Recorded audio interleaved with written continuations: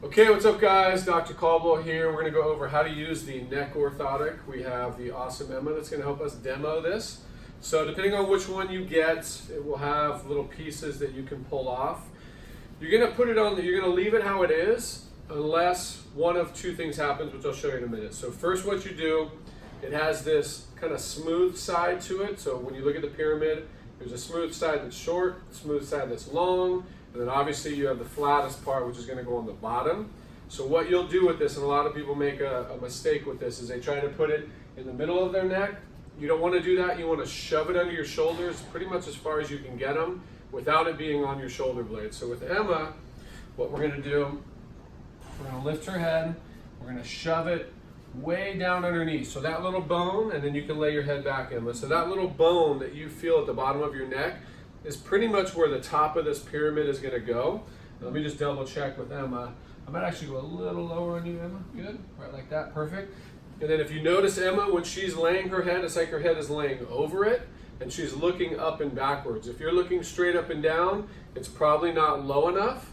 Also, you want to feel a really good stretch. So the way that you determine whether you need to pull a block off the bottom or not is if you look at, or someone looks at you from the side, if your shoulder and your ears are pretty much lined up, you don't need to remove a block.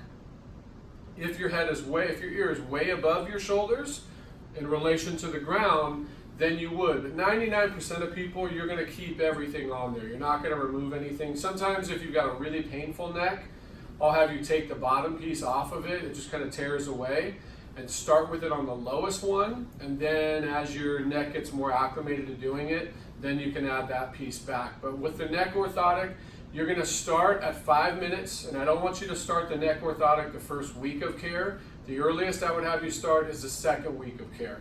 You're going to start at 5 minutes. If you feel okay the next day, you can add a minute a day until you get up to about 15 minutes.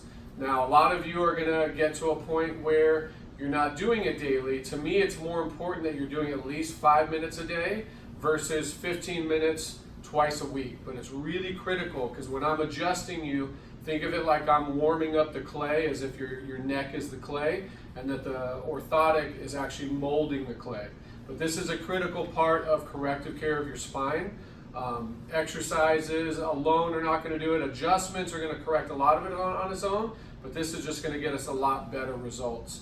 Other things to mention, when you get off of the neck orthotic, which we'll demonstrate in a second, you don't want to sit straight up, you want to roll off of it, okay? Because if you sit straight up, you can throw your neck into spasm because it's been stretching for so long. And the reason 15 minutes is critical is because that's when the ligaments have had enough time to fully stretch and not elastically return.